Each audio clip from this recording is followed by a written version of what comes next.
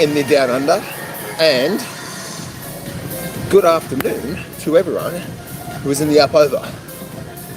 This is John Howell here. If this is the first time we're meeting, my name is John Howell. I've been trading the markets now for almost 2 decades.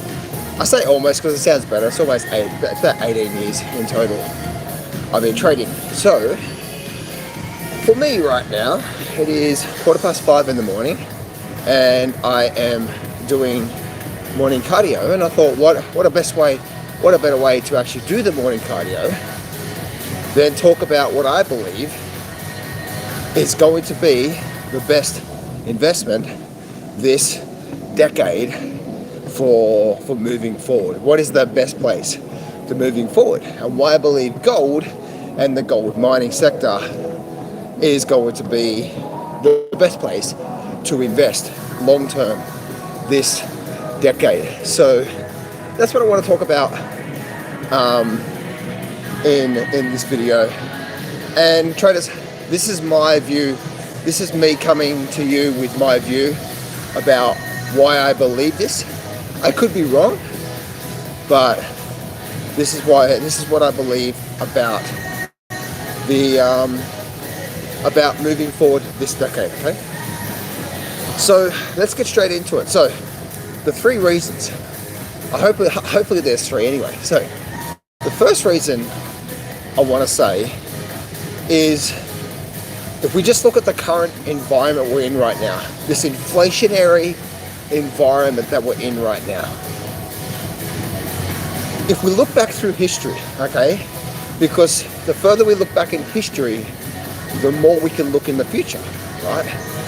And if we can look back in history, when was the last time we had inflationary problems? When was it? The 1970s, right? Okay, cool. So if we could look back through our history, and we can look back through that time, so okay, then if 1970s was a similar, very similar, not exactly right, but similar time to where we are right now when it comes to the inflationary times. Okay, now inflation's not going away. We're going to go through a deflationary period, yes, but then we're going to go through another inflationary period. Why? Because the dumbasses just keep doing the same thing over and over again. They're going to keep doing it again and again and again, right? So if we're looking back over that time, okay, and we're seeing that, okay, if we're very similar to the 1970s, how did the 1970s end? The 1970s ended with what? With a secondary massive inflationary spike. Now, if this time right now is like the 1970s, if the 1970s are like where we are right now, and inflation is only going to get worse overall, right? We're going to go through our deflationary periods, and then we're going to go through an inflationary period. If we are going to go through that again, then what was the best investment in the 70s? Gold, right? Especially in the second half of this decade. It was like the 19. Yeah, of course they're going to do QE again, T. Of course they're going to do QE again. And T, so if they go to do QE again, what's going to happen to inflation, right? But I don't think they're going to do QE straight away. I think we're going to we've actually got to go through a really, really, really big recession first, and then they're going to come out with a big bang again. And that's going to be the last one, I believe. That's when it's like the end of the road for them. So, if the 1970s, okay, the 1970s was, if it ended with gold making incredible moves, okay, if gold made incredible moves in the 1970s, again guys, I'm just looking at at the big picture here, okay, it was around, so the 1970s, so it was 1976, 1977, that gold out of nowhere took an extraordinary quality move, right, just went vertical, okay. I believe gold is going to do that again this decade. I don't know when though. I don't know, and that is always the hard thing when it comes to gold. Okay, so now if gold does that, this also goes for the mining sector as well too. Okay, that's why I like gold mining stocks. I'm a very big investor in gold and the gold mining sector, and I still do all the time. Right, I'm adding because I see where that thing's going. So that's where I believe, if we're looking at the similar situation to where we are right now, that's where I believe we are headed, right? We're in a similar situation to where we're headed through all of that. So that's the first reason. Inflationary times, what did best? The second reason is, if we just look through history, when it comes to simple cycle analysis, things do really well for a period of time, things don't do really well for a period of time. People hate investments, people say run away from investments, people say get involved with investments, right?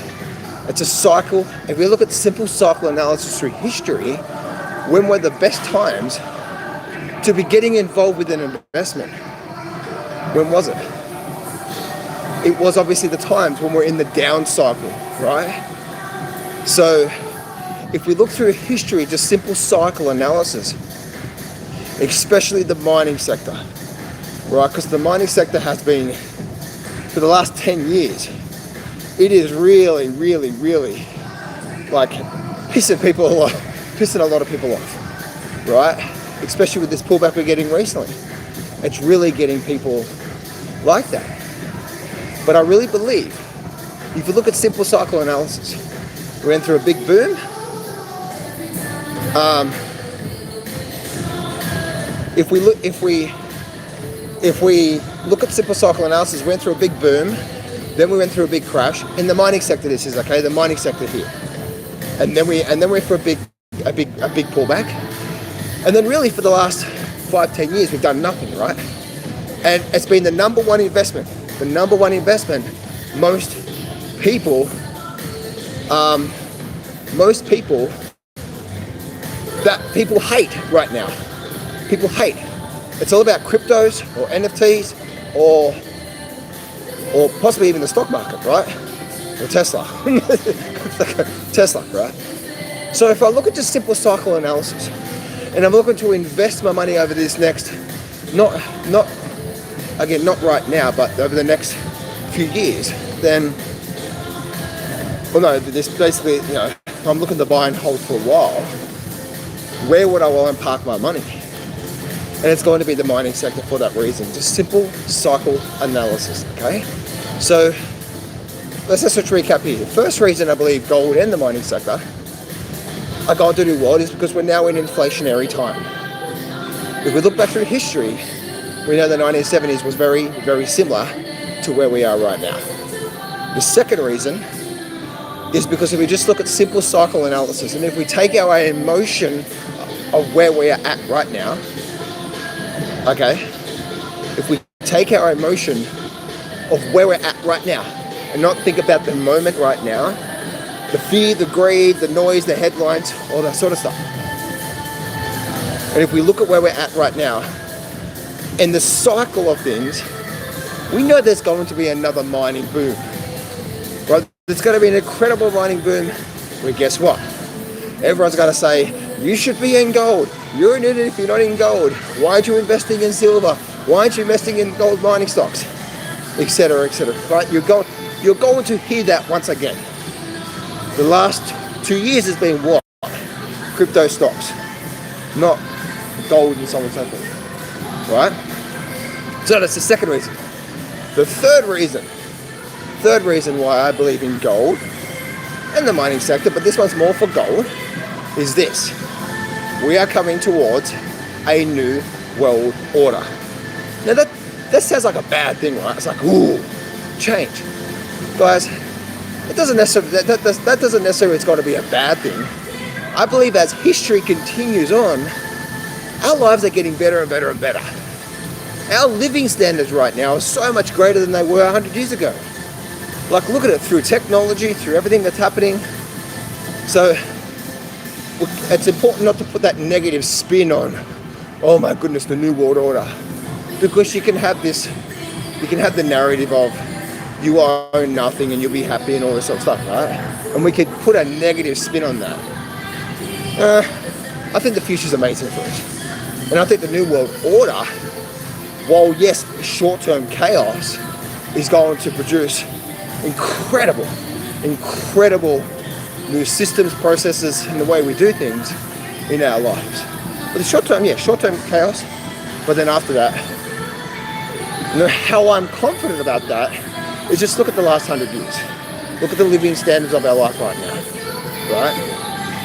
So if we look at that, and we look at the changing world order, if you read Ray Dalio stuff, and this is coming right directly from Ray Dalio stuff, okay?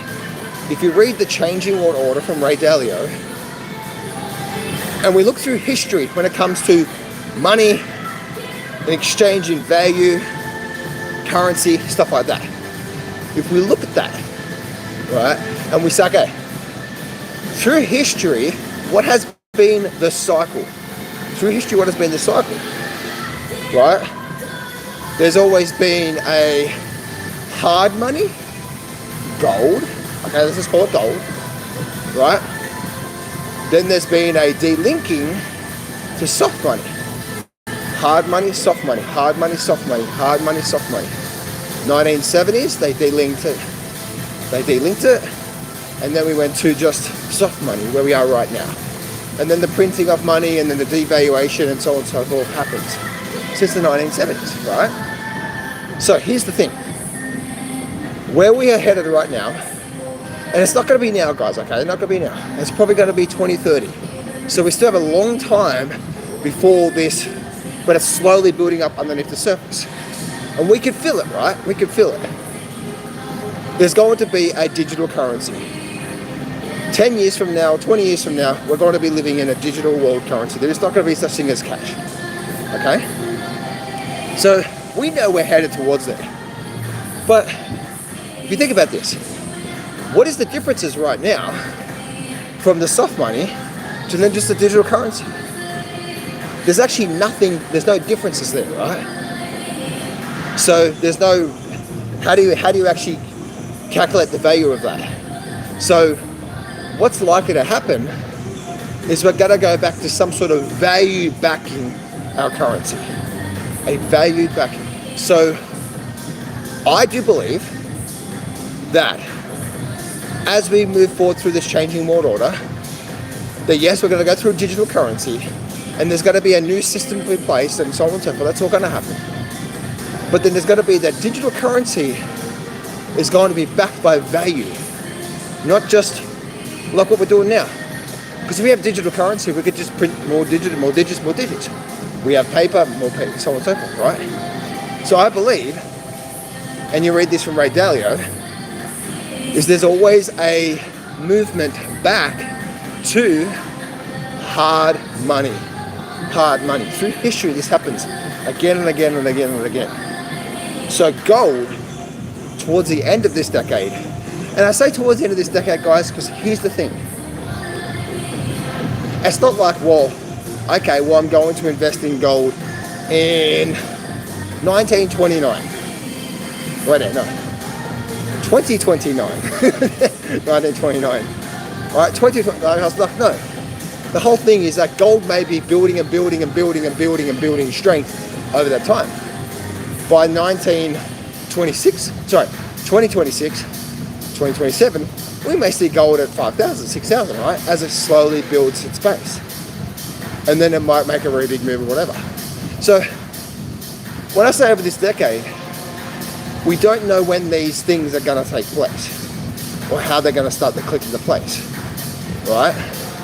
But I'm very confident in seeing that process take place, where gold is going to be value again. And if we just look at what people are doing, fuck what people are saying, right? Don't listen to what people say. Watch what they do, right? Look what Russia's doing right now. Look at these countries out there. What have they slowly been doing? And even more in the last 5 years. Been dumping US bonds and buying gold. I wonder why. Right? They're buying gold. I think Russia's now, it's the same thing, right? Buying gold. So that's where, if we look at that, that's where I believe we are headed towards, like these big countries know that, right? And it slowly unfolds underneath our surface, okay? And then suddenly, boom, out of nowhere, you get the explosion. We just don't know when the explosion is going to be, as in like the value of that asset goes up, right? If you look at Bitcoin, and the cryptocurrencies, they did nothing after they went to about 20,000 in 2000, I think, yeah, almost 20,000, and then pulled back. Guess what? Cryptos did nothing for 3 years. 3 years. And then guess what? Out of nowhere, it took off like a rocket. And 6 to 12 months, it made incredible gains. Oh, that's because people focus on the 6 to 12 months, but they don't focus on the 3-year period prior to that. So the purpose of me telling you that, referring to cryptos, is guess what? That's the exact same thing I believe is going to happen in the mining sector and gold as well too. We just don't know when that big move is going to start. Make sense? Now we can use technical analysis of looking at channels, you know, double tops, double bottoms. I'm fairly confident in saying that once gold breaks it back above its previous highs, where that big double top is over the last couple of years, that once we break that 2000 period, I'm fairly confident to say that it's probably starting at that time. But we just don't know that, right? So as an investor, as a person who's looking to capitalize on the next big boom in the market, these are the 3 reasons why I believe we are going to get that. Let's just recap them one more time for you guys, okay? And again, this is just my opinion. This is just what I've done of the study over the last couple of years to see things slowly unfold. The first reason was that, what was the first reason again? Oh, I'm losing my mind this morning. Just give me, I just saw, sorry. Well, the third reason was obviously the New World Order. So we're going through that. Oh, there you go. Thank you, Kevin. Thank you. I appreciate that. So yeah, first reason is that inflationary period, right? So we're in an inflationary period. And if we just look, nothing is new in history. And if we understand that, we can go back to similar times that happened in the past, which is 1970s. Overall, what was the best investment to do back then? Overall, right? Yes, we're going to go through our crashes and booms and stuff like that. Was gold towards. If we look at, if it come 1980 to 1970, gold was the best investment there. Second is cycle analysis, right? Simple cycle analysis. The worst investment is always the best investment. The worst investment is always the best investment. People are like, what? Doesn't make sense, John. Yes, right? When was the best time to buy real estate? 2009, 2010, and then hold it for 10 years, right? When what? When no one wanted to buy it, right? What is everyone focusing on right now? They're still focusing on buying crypto. They're still focusing on buying stocks. No one talks about the mining sector. It's like the mining sector, who cares about the mining sector, right? So, and especially gold, people like gold, but especially the mining sector on that number 2, which is the cycle analysis. People, there's so much, and I believe we're going through that capitulation phase right now in the mining sector, by the way, before we see an incredible move. And by the end of 2030, you watch. My number 1 thing is the GDXJ. It's more volatile because it's a junior miner stocks, but that's where, for me personally, I'm doing that. I'm adding to those gold and the GDXJ, not individual gold mining stocks. And the reason why, because I'm not spending a lot of time going into the mining sector, I can just see the big picture, okay? So I'm just going into the index. And then the third reason is simple New World Order. We're going to go back to some sort of value currency behind everything here. History says that. We read Ray Dalio stuff, we read history. We can see what's happening now. We can see where things are likely to end but we don't know how the events are going to unfold, right? We don't know what's going to trigger it and so on and so forth. So if we're going to go back to a value-backed currency again, then guess what? Gold has always been the real money. And people like cryptocurrency, But if a cryptocurrency, call it Bitcoin, was our new medium exchange, where's the value? This is where I agree with Peter Schiff, right? This is where I agree with Peter Schiff. But if you just think about it through history, okay, cool, here's the digital currency. Where's the value? Where's actually the real tangible value of that? And that's where we go back to gold as well too. So they are my 3 reasons, guys, why I believe they are my best investments long term. The way that I'm doing it is every month I just add a little bit more and a little bit more and a little bit more. And I have done that now for a while. Because on the other side of this decade, and who knows, it might be next year that we start to see incredible moves out of the mining sector. We may be going through that last capitulation move right now in the mining sector and gold before we see a massive V bottom and look, who knows. I'm very confident though, is that we're likely to see an incredible moves to the upside. So that's just my opinion, guys, when it comes to investing side of things. If you're interested in more into trading the markets, looking at patterns, looking at technical analysis, seeing the graphs, seeing types of setups to trade, get in, get out now, short-term trading, so on and so forth, just head on down to johnsflashsale.com. I've got a master trader bundle there for $4. You can get access to it. I promise you, that'll put you on the right path just for $4. So Johns, Johns, flashsale.com. Okay, so let me answer some questions right now while I finish off my Sunday morning cardio in the disco. So let me answer some questions here. Added Newmont this week. Cool. Yeah, I think Newmont's one of the biggest mining companies out there right now. So if you like that overall, then cool. Just be diversified. Like don't be like I'm going all in on one company. That's the reason why for me personally I like the GDXJ, because it still gives me that broad basket of different mining sectors. Because I'm not spending a lot of time looking at the fundamentals of stocks. So therefore I'm like, okay, I'm confident where we're going, so I'm just going to go into, and that could be even just the GDX as well too. I just like the GDXJ because when this thing does move, I see that actually making the biggest percent return overall, but it's going to have the biggest volatility.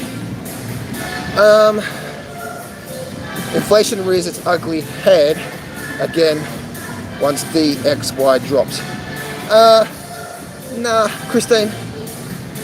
If you actually, Christine or Christian? I think it's Christian. Yeah, Christian. Nah, Christian. I believe that we are going to see inflation have another big pickup once they do another big round of QE. All right, I believe we're getting towards the end of this inflationary pressure right now, and we're going to start to see a bit of a pullback in that.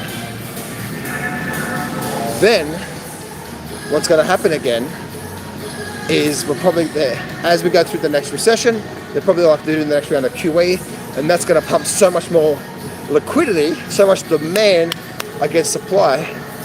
So right now we're probably going to go through a deflationary period, right? Where there's a lot of stock available right now. We're seeing all the shelves being, sometimes there's out of stock and sometimes there's overstock, right? So we're going to see that, because there's a lot of supply now, we're going to see that pulling back in pressure. Then we're going to head into the next recession. It may be now, it may be over the next couple of years, but by the middle of this decade we're going to go through a recession. Then they're going to come out and do another massive QE package, much bigger than they did back in the vid situation.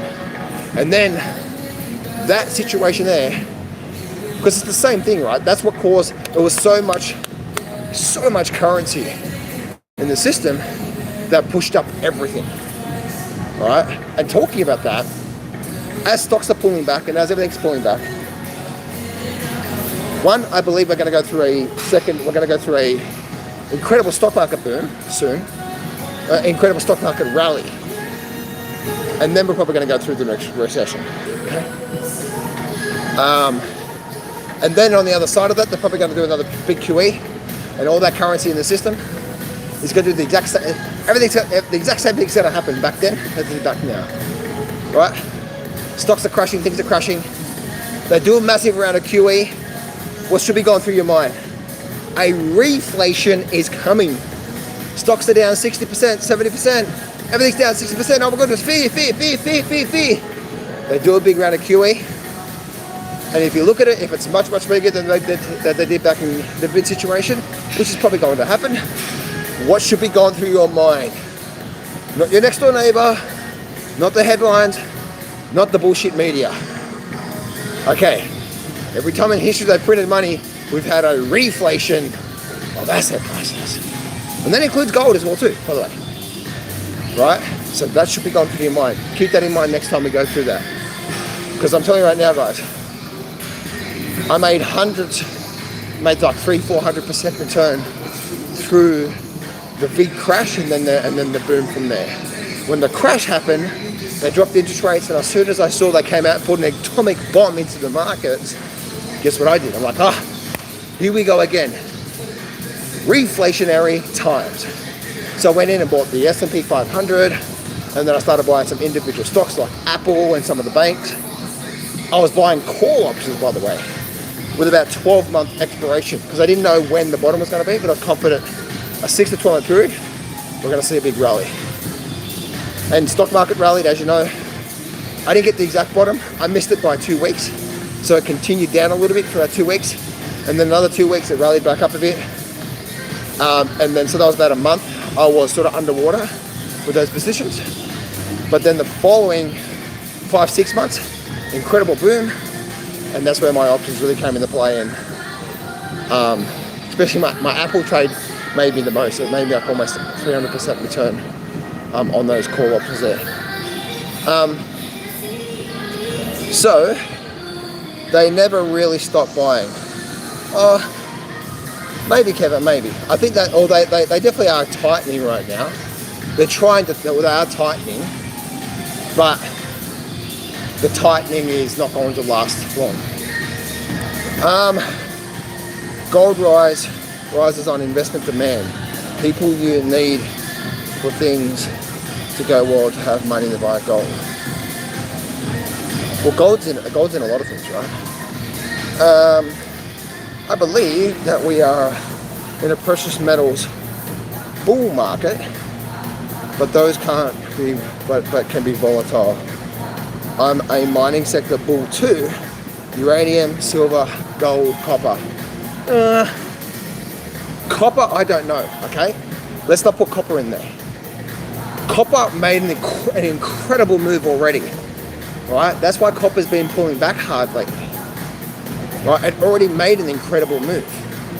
So when it comes to that, when it comes to copper, I don't know. I'm not sure how copper goes into there, okay? So that's more, I'm not sure about that. I can't comment on that. Uranium, same thing. I don't know, right? I don't believe uranium is going to be a much better investment. Only reason why is because everyone talks about that. All the people that come to me, so people focus on uranium. It's like, maybe. If you want to know what probably the best investment is going to be over the next 20 years, it's going to be silver. Why? Where are we going to be in 20, 30 years from now? Everything's going to be electric. Solar power, solar cars, electric. So what's going to happen to silver? Just saying, right? So I'd rather silver than uranium. That's my thoughts. Are you going to keep adding, coming in and out? I'm not going out. Eye for fortune. I'm not going out of the mining sector, but yes, I am still adding every month. Time to start investing in GDXJ. Oh, Kevin, I have been doing that now for the last few years. So, and still am. Thanks, John. Have a great weekend. Do we have to use TC2000? T, my man, T. No. So the TC2000 platform is for my private, it's what we subscribe to for my private clients. The reason why is because we have a scanning I give them some scanning codes to create scans to scan for my #1 trading setup. And it just helps us find those trades. So that's the reason why TC2000 is obviously not my platform. I subscribe to it, so do my private clients. But I teach them my #1 trading setup, and then I give them scans, so on and so forth, to help them set up scans within that platform to help them find those trading setups, okay? Trading setups. So, let's actually continue on here.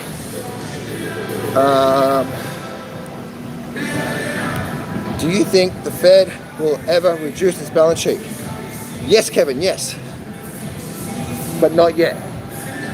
When we go through the New World Order, right, when we go through the New World Order and that starts to change, that's going to come from massive deconstruction of the system, massive debt defaults, etc., etc., etc., right? That's all that's going to come. But not yet, right? The other way they're going to reduce it is once that all happens. And again, that's another 8 years away. People think it's now. It's not. It's not. Things take time, guys. Things slowly unfold. If you look at the housing bubble, when did Michael Burry start to notice the housing bubble? Right? 2005, 2006. Right? That's when, I think it was 2005 from memory, that's when Michael Burry started noticing the cracks in the housing market. When did it affect the whole economy? 2008.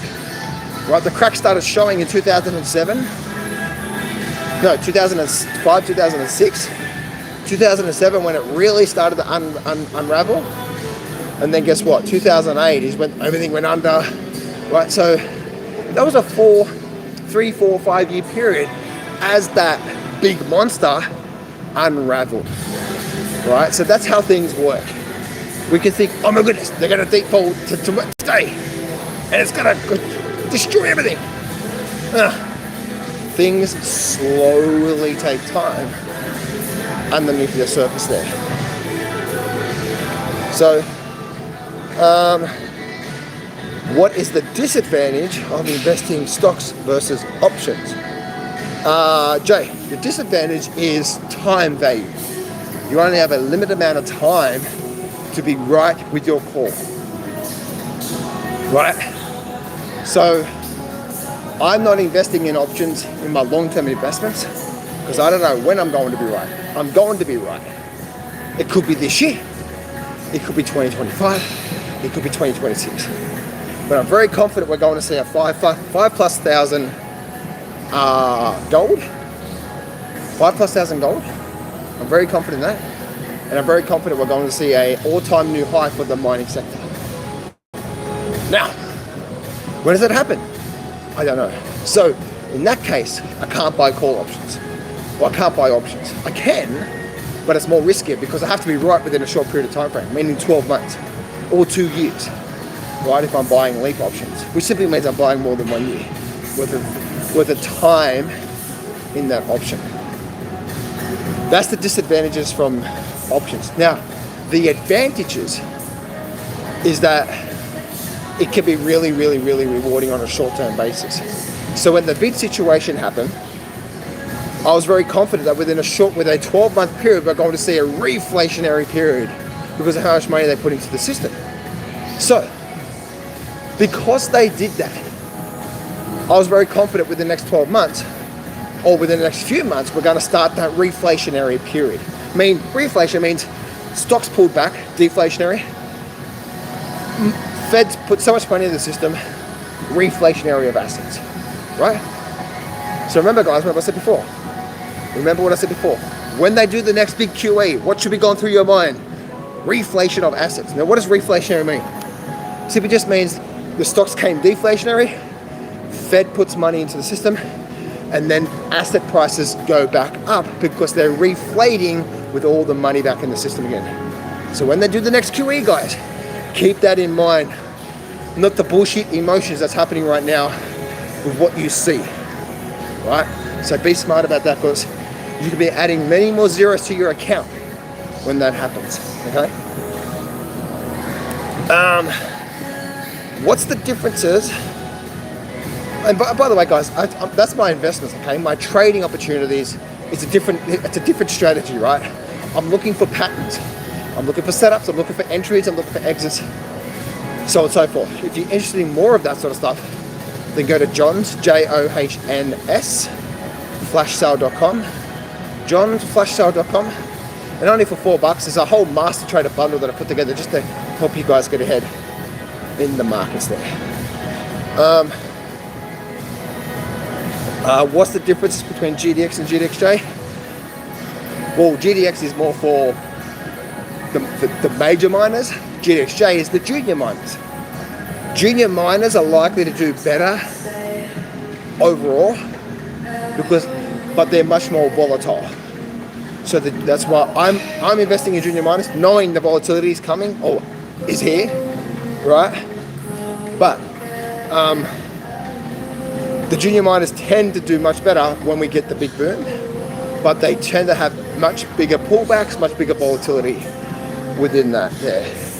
That's why if you look at the gold mine, if you look at the GDXJ, right, and you look at the GDX, guess what's happening between them?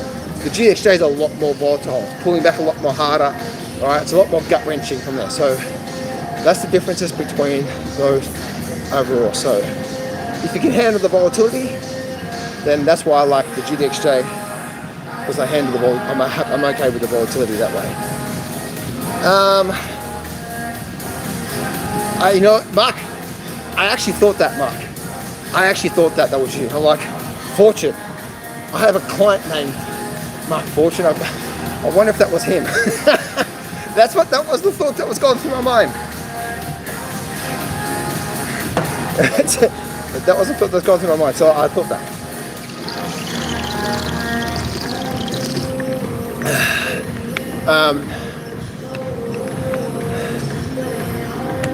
Yeah, nah, because the last word Fortune, I'm like, because that's a unique name, Mark. That's a unique name. And so I'm like, I haven't met any other clients with that last name. Resume. With that last name. So I was pretty sure it was you. I've just hopped off my treadmill to get a drink. Alrighty, let's continue on here, guys. Let me get this back up to speed. I'm going to continue answering some questions, and I'm going to finish off my cardio for the day. Alrighty. By the way, guys, any of you guys saw Top Gun? I went and saw it yesterday for the second time. What a fucking great movie. Golly, man. What a great movie. And the interesting thing is, I went and saw it yesterday, and the cinema is still, after all this time after it's been released, packed. Golly. What a great movie, eh? What a great movie. It's the sound effects, just, fucking love it. Anyway, so, XLM, I'm not sure what the XLM is. Caloria, I think it is. I'm not sure what that is. I'll have to look that up a bit later on. Let's go here. GDXJ is for the junior minor stocks, lower cap and riskier. Asia. It's exactly what I just said. I saw what happened. You waited for my answer, then you put it in the chat box to make yourself sound smart. Come on now, come on, just admit it. I knew what you did. You know what, guys? This is my opinion, by the way. It's what I'm saying here. This is my opinion.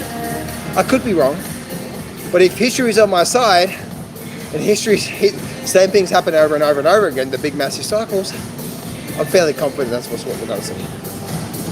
Especially the mining sector. You watch. Mining sector is going to be massive, huge, but second half of this decade. But it could start to build a massive big base right now, right? So some people are like, oh, well, in 2026, I'll start to invest in the mining sector.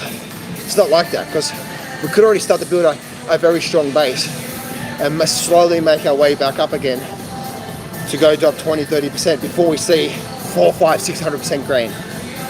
All right, so we just never know. So don't try and time the market, or don't try and time the market with that investment strategy. Let's see here.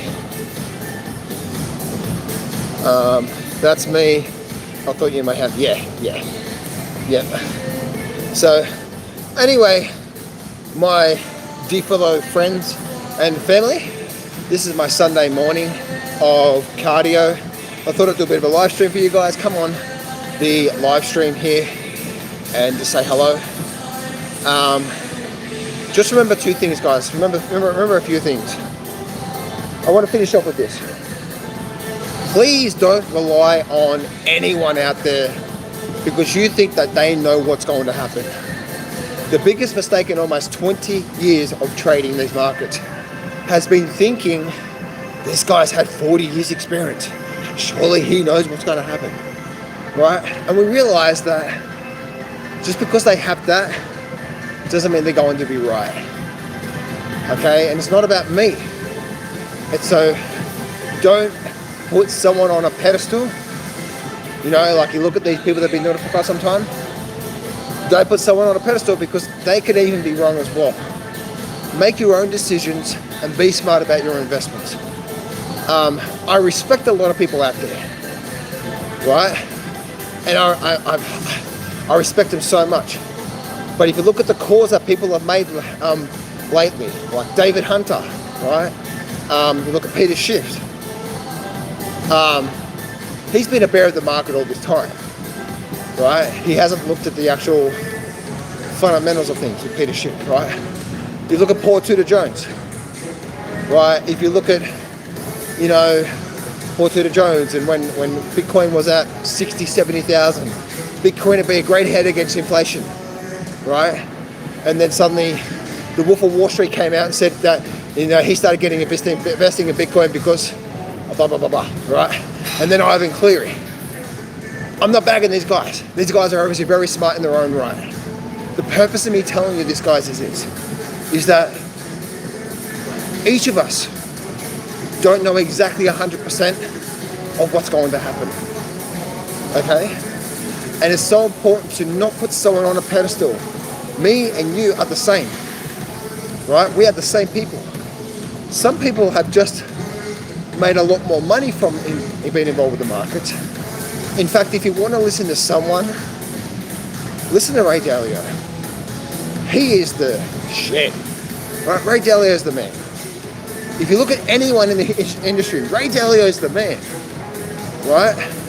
Because he studied history, etc., etc., etc., right? And then also backed up by that is obviously Paul Tudor Jones. So please don't put anyone on a pedestal because no one out there knows exactly what's going to happen. And we can spend so much time trying to focus and trying to watch all these podcasts and videos and get all this information for what? To try and get a sense of where things are going, right? We're trying to get this certainty of where things are going. And that's where, to me, and what I've done today is I presented my case of why I believe certain things are going to unfold as this decade continues to unfold. This is my case, and this is some of my research that I've done. I want you to make your own research and make your own decisions based on that. But don't try to think that because someone has more experience than you, and because they've been doing it for 40 years, that they know more than you. Now, I believe a lot of people are going to be right. Meaning, I believe what Peter Schiff's been saying for the last 10 years is going to be right. He's just not taking in the fact of history, the printing of money, what it does to asset prices on the short-term basis, okay? Paul Tudor Jones, so on and so forth. I believe these guys are going to be right in their own time. But look at cycles, look at events, and don't put anyone on a pedestal. Just remember, guys, we're in the same boat here. Okay? We are all in the same boat. And just because someone has millions of dollars or $100 million, or someone has $100,000 or $10,000, doesn't make them any smarter than you. What makes someone smart? It's just doing a lot of research. It's okay then. Where are we right now? What's going on? You know what I mean? And that's where, like I presented to you today, underneath the way that I see things going and the big picture, I see things happening within these markets. So just because someone says something that may be credible in the market, right? Right? And the second thing I want to leave you, I want to leave you with is, don't mix up investing and trading together.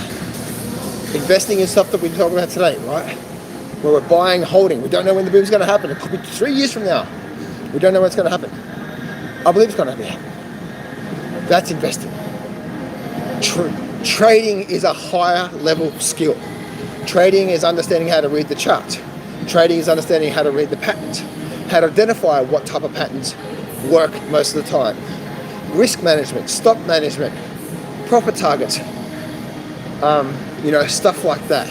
Again, in John's, JOHNS, flashstyle.com, that's that master trader bundle for $4. I teach you that there.